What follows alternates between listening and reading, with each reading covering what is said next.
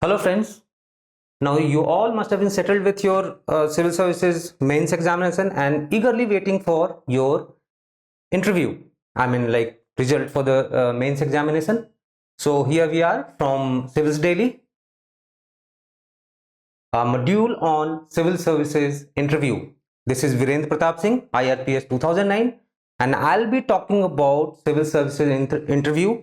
What civil services, UPSC demands, what do they expect out of you, and what would be the interview methodology. After that, I'll be talking about various desired qualities in a candidate by UPSC. So let's start. What we would be covering, what Indian civil services demands, then we'll be talking about objective of civil services interview, then we'll go for interview methodology, the thing that I said earlier, and then various qualities. I'll talk in detail about those qualities, and I would like to give you perspective as how to demystify it. Qualities are very much detailed, but then how you interpret those qualities. So let's start. The first thing is what civil services demands. So there has been lots of myths and then stories and then romanticism, I would say, about what UPSC demands or civil services demands. I would go with an objective approach. I would like to refer to the Gazette of India, which is published, and it very much details as what is required. So let's see what actually is asked or has been detailed in Gazette. It says the objective of the interview. I would like to emphasize here that please listen carefully. The objective of the interview is to assess the personality or say personal suitability of the candidate for a career in public service by the board. The important word here is personal suitability. I would come to that. The second point, it says the test is intended to judge the mental caliber. Please note mental caliber of the candidate. This is the second point. The third point, it says this is an assessment of not only his intellectual capabilities or qualities, but also social trait. This is the second point of this particular point, and his interest in current affairs. So there are 3 points in this third important parameter, that is intellectual qualities, social trait, and interest in current affairs. Now the fourth parameter that it has detailed is that some quality to be judged are mental alertness, critical power of assimilation, clear and logical expression, balance of judgment, variety and depth of interest, and ability for social cohesion and leadership and moral integrity. Now these are 6-7 qualities that is detailed here. I would be talking detail about that, but first let's start as what is the objective of the civil services interview. The point that I earlier had said, that the objective of the interview is to assess the personal suitability. Now what is this personal suitability? It says, and you should interpret it this way, there is nothing called a right or wrong personality. Everybody has got some positive trait and then some weaknesses. You have got some strength and weaknesses, and overall these strength and weaknesses makes a personality. You've gained your success or failure out of this set of qualities. So UPSC would try to judge your suitability. This set of good qualities or say strength and weaknesses. Let me give you one example. There's a person who is extrovert, and then there's a person who is introvert. Now who is suitable? Well, both are suitable, but they should have certain traits. And what are those traits? Say an extrovert person, what UPSC would expect, that extrovert person should be a great motivator. He should be able to lead the team from the front. Now what about introverts? Well, that person or the candidate should be a great listener. He should be able to judge the strength and weakness of his team and should be able to collectively push the team towards the goal. So you see, there are, you know, there's nothing called, good or bad personality. There's always a suitable personality. That's what this point emphasizes, that personal suitability is required.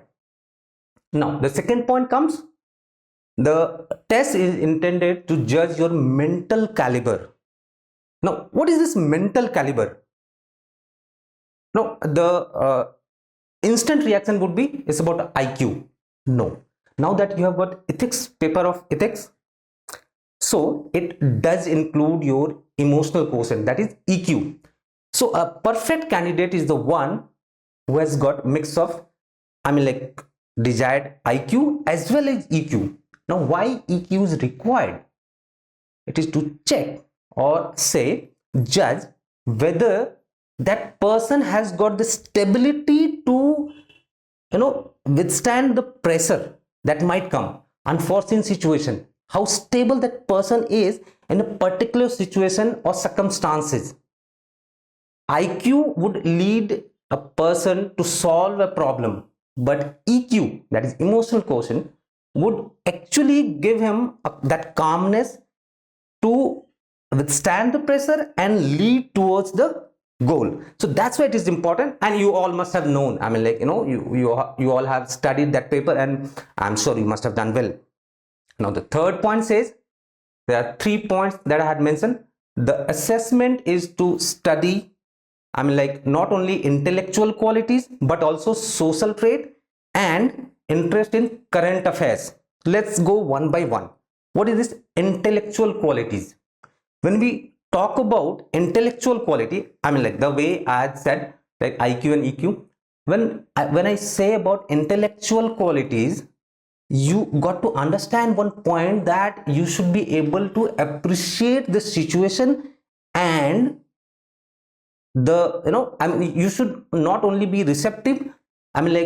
At times we tend to give our ideas. We should also be receptive. That's what IQ, EQ, and then how much receptive you are basically makes a person an intellectual person. So it definitely is going to judge your intellectual qualities. Now I come to the second part, that is social trait. You all must have seen there are 5 big social trait parameters. Let us talk about those 5 parameters one by one. First is extroversion. That means how social a person is. This is very much required, by the way, when you are posted as district magistrate or say superintendent of police. How social you are. You got to interact with lot many people, pressure groups of different types, not only political leaders but also social pressure groups. At times they would be agitated and the solution is very simple, but since they would be agitated, they might try to pressurize you. How social you are, so that you could calm them down and bring them to the platform where you could discuss with them. So that is what is the required parameter, and it is called as extroversion. And then the second parameter is agreeableness. Usually warm, friendly person. But if you're warm, you are friendly, at the same time you should be optimistic, and you should know the boundary where you can accommodate others. At the same time, you should not be losing your ground. Now the point is, you should be optimistic about what? Say, let me give example. Say somebody asks you, is Indian democracy working, do you think? Well, here you would have to show how optimistic are you about the working of democracy. You might have hundreds of reasons that democracy is not working, but you got to understand that with 130 crore people, we are doing reasonably well. We are going forward. So this is one of the example. It shows that how optimistic you are. Now the third point comes emotional stability. Well, I have talked about it. In emotional quotient, you got to be stable in adverse situation, and you would be given questions related to some incident or some situation where actually the board would give you provocative hints, or say they would try to provoke you to give, I mean, like, to become emotional and give emotionally charged answer or explanation. By that, they would try to actually check your emotional stability. A stress interview is also a part of judgment of your emotional stability. How stable are you in adverse situation? Well, there can be example of, say, Kha Panchayat, your SP, you go there and then you see that Kha Panchayat is trying to execute a couple. So how coolly, either you have one solution, just order for firing, or how easily or how coolly you handle the situation and take that couple out of that Kha Panchayat, or you try to that disperse the tension. That is about emotional stability. Now the fifth point comes openness. Openness means what? Well, when we have knowledge about certain topic, and if we are expert of that topic, we generally tend to shut the door for incoming ideas. So we should be able to not only give our idea, but we should be open to criticism, taking ideas. See, you might have you are in a position of taking a decision, but you might get an idea from down the hierarchy. So are you open to that idea? I mean, like, taking criticism. It might happen in your interview that you have given some idea, you have given one answer, and the board member corrects you. Now you might be into confusion, you might not be aware about that particular point. So that becomes really a tricky situation. So what exactly would you do? Either you simply say that no, I don't agree to that idea, sir, because I know this. He's trying to create a confusion in you. Or you might say, okay, sir, I'm not aware about this particular dimension. I'll think about it. Or you might come to a point where actually you had missed a point and the board member has pointed out that you missed this point. How coolly, without getting nervous or agitated, you accept that idea that, sorry, sir, I missed this point and I apologize, and I take this point and I stand corrected. That's what is called openness. Now, what would be interview methodology? We have talked about how they are going to conduct the interview. Right now, till this point, we were talking about how are they going to conduct the interview. Now, what would be the methodology? Which way are they going to interact with you is the interview methodology. Let me again read out the gadget, what they have mentioned. The technique of interview is not of a cross-examination. It would not be cross-examination, but a natural, thorough, directive, purposive conversation which is intended to reveal the mental qualities of the candidate. So it would not be cross-examination. You have given some idea, thought they would not like to cross-examine you, but it would be a purposeful conversation which would be directed towards getting or revealing your mental qualities. What mental qualities? I'll come later. That's the third part. Then the B point says the candidates are expected to have taken intelligent interest. Note this point. Not only interest, intelligent interest. I'll come to that point. Not only in their sphere of special subject of academic interest, not only in their special subject of academic interest, but also in events that are happening around them, both within and around their own state or country, as well as in modern current of thoughts, and in new discoveries which should arouse curiosity of well-educated man. Well, there are lots of important points here. Let me go one by one.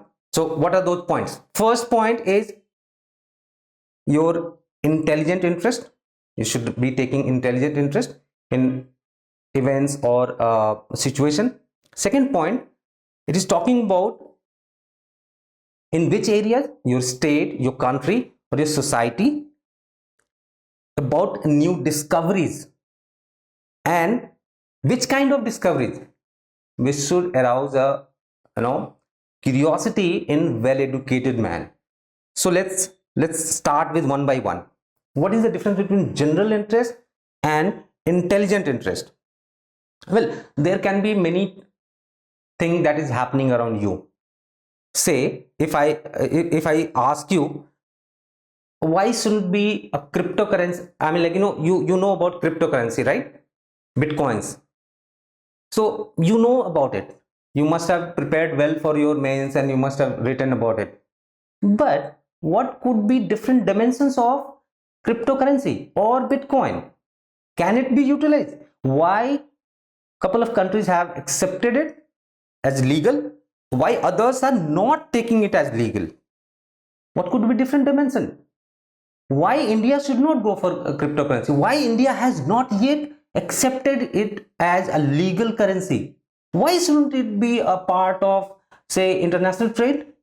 Well, knowing about cryptocurrency or Bitcoin, I mean, like, both are the same, and taking it forward and trying to understand why somebody is opposing it and why a group of countries are in favor of it.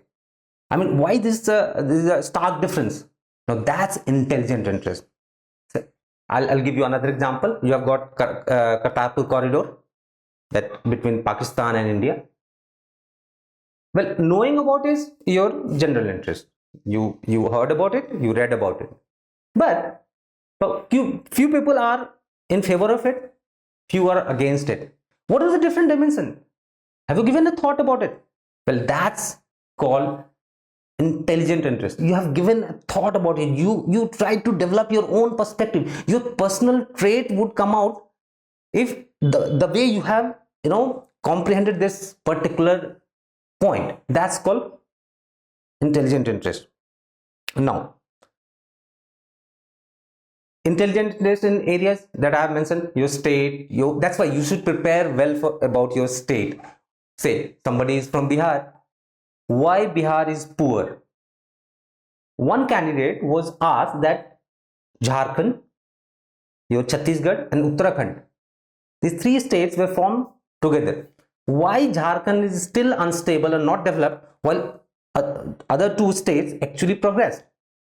You should be able to give your perspective and some intelligent thought about it. Have you given a thought to it? Well, that's called intelligent interest about your state, about your country, what is happening around you. Say Maldives, Nepal, Burma, Sri Lanka. What is happening around your own country? As an administrator, have you given a thought? Well, that's intelligent interest about your country. Now, they have also talked about new discoveries. So we have got, I'm just giving you example. I'm not trying to direct you towards a specific thing. I'm just giving you an idea, a thought, so that it could provoke thought in you about new discoveries. Say, I mean, NASA's Sun mission, Mars mission. So these are basically new new dimensions that are coming up. People are trying to go to Mars. They want to settle there. So these are new things are happening. What all new things are happening? What's your perspective? How do you take it? I mean, like, positive or negative? You are for it or against it? If you're against it, why you're against it? If you're for it, why you think that it is positive? How it is going to impact society, you and as an individual, society, broader perspective, humankind, or say for future of this universe, everything. I mean, how well have you articulated this particular discovery is something that would actually determine your intellectual, I mean, like what you call the intelligent interest. Now we come to the third point, an important parameter that I have been talking, like intelligent interest, what all mental qualities would be judged. Let's go one by one.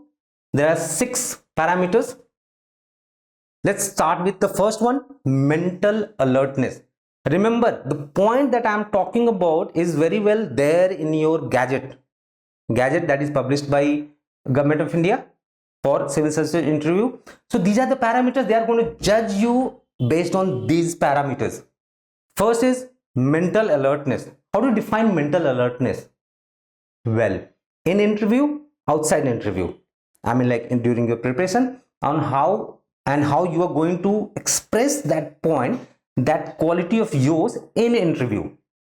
Well, before interview, I mean during preparation, I mean like this, during this period, when you're talking about mental alertness, well, any event has happened, how quickly could you relate with any past event? Something has happened. Say somewhere, I'm just giving you an example, somewhere a riot has happened. Could you relate it with some past event or a previous series of riots that has happened in your, say, city or state? You can very well connect with the election. I mean, you should not be controversial, but definitely it should arouse interest. So tickle your mind. That's your mental alertness. That one event has happened, could you correlate with many other things? I mean, like, say, there are agitations. Could you connect it with poverty? Could you connect it with, joblessness? So there are various dimensions that are there. Mental alertness would be how well you connect these dots. How exactly would it be judged in your interview? Well, you might be asked a question, you give one answer, and then maybe after a couple of questions down the line, you will be asked another question, you give an answer, and then one member might connect that you had given that answer at that point of time, and you are saying this. Are these 2 points coherent? Well, you should be able to connect the dots and say that why you made a different observation there and why this observation with that observation are in line with each other. That's your mental alertness. Mind you, they would be actually judging your answers and it should be coherent. So mental alertness of your a personality, a candidate, is that how well he articulates every point, every situation and everything that is happening around him. Why it is required?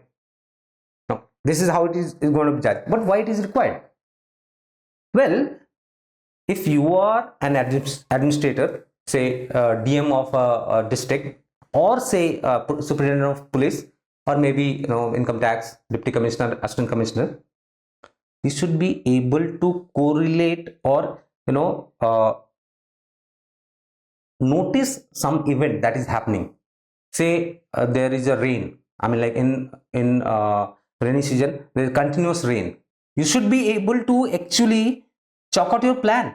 The moment rain goes from day 1 to day 2, it should sound well in your mind that something. I mean, you should be ready with the disaster. You should be correlating with the past data, that how well this area is managed during flood or say drought. If the situation is of drought, how well are you going to handle? If say drought comes, there is a riot, or say I'm giving you some one situation. Say there is Ram Navami and there is at the same time there's going to be Muharram, same day. You have calendar, so are you alert that you could foresee that this is going to be on the same day? So your preparation should be enough. You should be well prepared beforehand to handle that particular situation. So that's why this mental alertness is required in your personality. Now we go to the second point, that is critical power of assimilation. I'm like how you evaluate information and knowledge and how you take it. I mean, you have evaluated, you have got an information, but which way do you take it? If you take it in a positive way or in a negative way, how well you take it, that's what is called critical power of assimilation. How well you take inside you. Now this is very well related with your clear and logical exposition. I mean, how clear are you about that particular information or the knowledge? How have you articulated, how you have drilled it down, so that you could come to know about all the pros and cons, all the positive and negative aspect about that particular situation or the information, is what is your critical power of assimilation. You will be given question, you will be asked question about your state, about your personality, about an event. Say, I mean, like, recently American president met president of North Korea. Now how you take it? I mean, there had been hostilities between these two countries. How you take it? What pushed them to come across the table and discuss about this particular, I mean, like, to reduce hostility? What's your take? What are the other parameters that has pushed them or to come across the table, or is it going to be another disaster? Well, that's what critical power of assimilation. How well you articulate an information. You have different dimensions, and based on that you have formed your perspective. That's your, well, I mean, like, I might give you some I can give you a couple of examples or the or situation to think about it. We may discuss in different video. Say, development of Statue of Unity. Well, it has happened in Gujarat. Do you think it is right? Was it wrong? If it is right, why it is right? If it is wrong, why it is wrong? You must have a perspective about it. Relevance of bullet train in India. Should we have bullet train? 1 lakh crore, more than 1 lakh crore. Should we bring, or shouldn't we try to increase the speed of existing trains? Well, a decision is taken by the government. Have you evaluated it, and how have you taken this information and formed an opinion? Then we'll go in the next point that we'll be talking about, that is clear and logical exposition. We have talked about it, and let's discuss it with couple of more expressions or events. So the point is clear and logical exposition. Now what is this? How well you articulate, how you form an opinion. So why it is needed? You are an administrator, you get lots of ideas, lots of thought, lots of information, lots of situations that comes to you. How well you articulate it, how well you communicate, because until unless you don't articulate it well, you will not be able to communicate on file, in public, to the public, through written or oral expression. This is very important, because say a situation comes, you're talking about, you try to complete the project of Swachh Bharat Abhiyan. You have to complete the target of building toilets. How well are you going to communicate to people? You're going to address a village where people are reluctant. You know why toilet is needed, but how well have you taken? You are used to it, but how public should know? Why those people should accept that? Have you seen? Have you noticed their problem, reluctance that they are showing? What is the reason? They have got toilet, but they don't. They'll get toilet because you are building it, but they don't have water. There is a problem. So, are you taking that, those deficiencies in your thought, and then you're coming up with your expression, your thought, your communication. Are you going to, how exactly are you going to communicate depends on how well have you articulated that particular situation or the problem. You're trying to enforce toilet because you have to complete your target, you have to meet the target deadlines, but there are problems. Why people are reluctant? It shows lot many things. How well have you articulated? Have you taken intelligent interest in the situation? Could you analyze? Are you showing that trait of agreeableness? Are you open to ideas? Openness? There are lot many things, and these all personality trait depends on this particular trait of clear and logical exposition. You have articulated well, you have those ideas, but could you take it in a logical manner and then express those ideas in logical manner as well, both on file,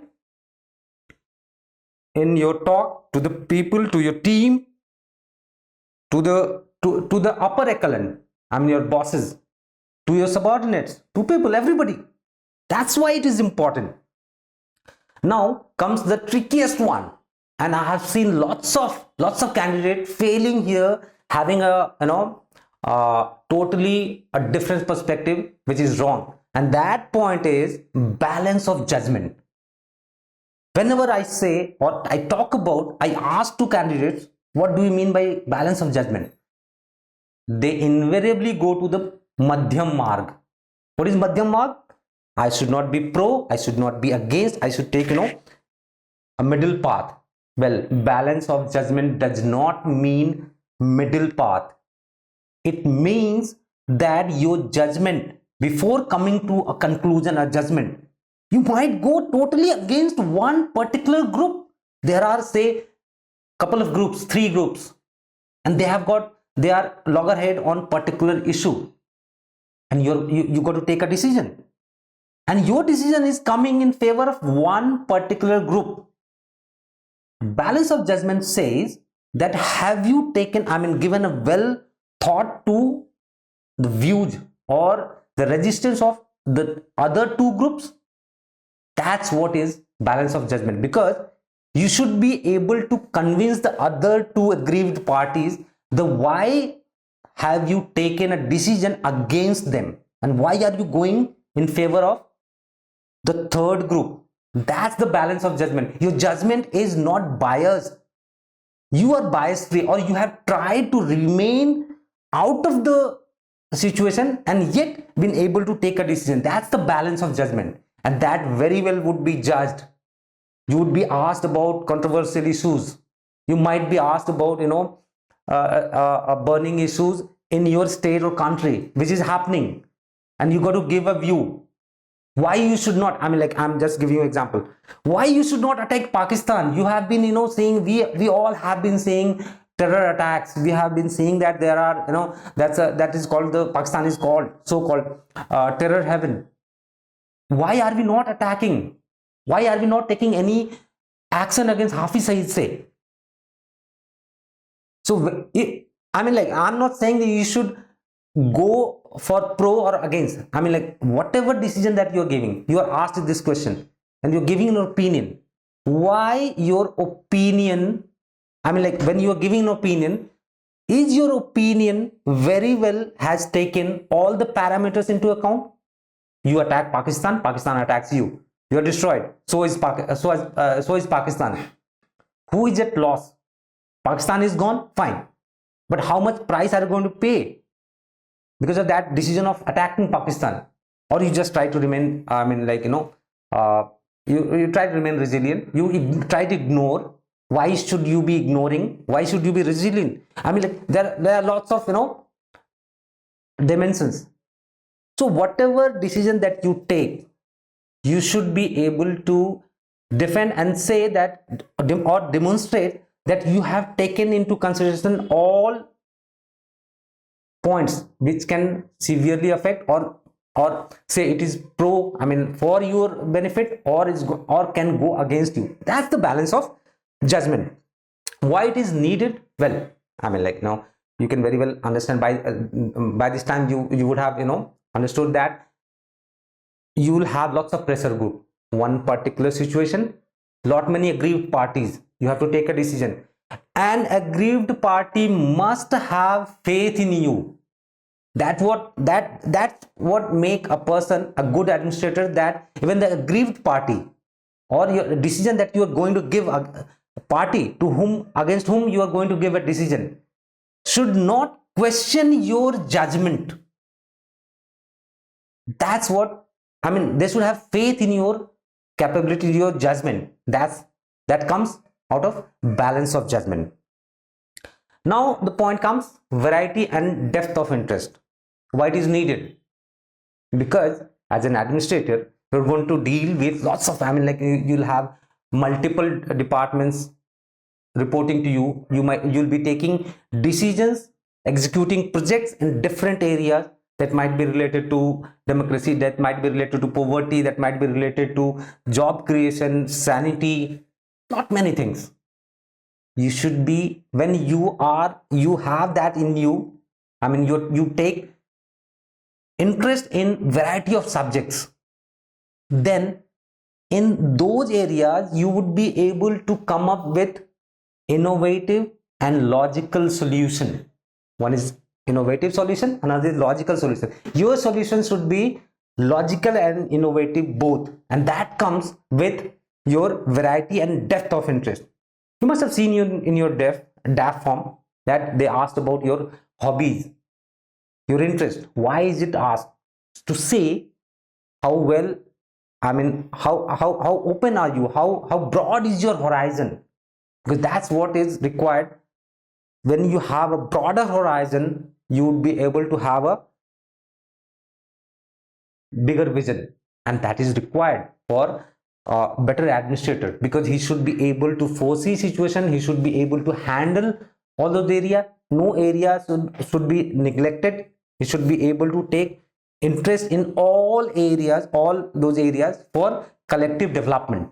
That's why variety and depth of interest, when your interest is checked, they would try to drill you to know how well have you read about those things. So that's why when you prepare about your say hobby, they'll go deep into this, that how you developed it, what were the situations, circumstances. These are to check this particular capability in you, that is variety and depth of interest. Now when you prepare, I mean, like, I'll be talking in detail about your hobbies when I'll talk about DAF. I mean, we will have a video, separate video, about your DAF form and how well is it connected with the requirement of UPSC or say civil services. I'll talk in detail about that. But when I say, I mean, like, when we are discussing here, and I'll try to give you in a brief idea, when we are talking about variety and depth of interest, best is you should have a story. I mean, like, you have said that I developed this hobby, or I have interest in this particular area or field. You should have a story. How it cannot come randomly. It cannot come randomly. You play chess. How did you develop this interest? You have interest in, say, playing cricket. I mean, like, common hobby. How did you develop? Why you got interested only in cricket, not in badminton or tennis or whatever? So best thing is you have a story. We'll talk about it. And then the last point comes, ability for social cohesion, leadership and moral integrity. There are 3 points here. Social cohesion, well, this is quite obvious.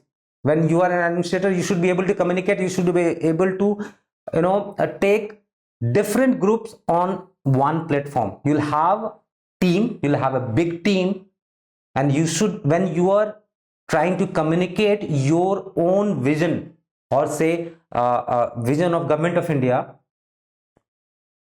to the platform, you should be able to bring everybody in sync. They all should be focus, aligned towards achieving that goal. For that, social cohesion very much needed, not only in your office but in society as well, because there also you will get lots of resistance. So and then board might ask you, tricky question in this regard, like you might be asked about caste, you might be asked about religion, society, to check your prejudice. Because you might say, I'm like totally a neutral person. So there you'll be asked tricky questions related to religion. What are the fault lines? That will show your prejudice. And why prejudice would be judged? Because to see your social cohesion. If you are prejudiced, you'll show a disconnect there.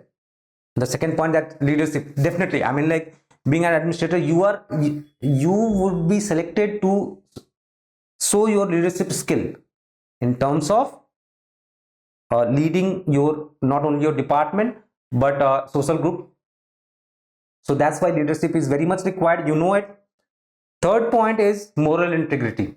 This is very important, and I have seen lots of candidates failing here, performing well in interview, given all the answers, and at the end of the day they got just maybe 150 marks, 120 marks.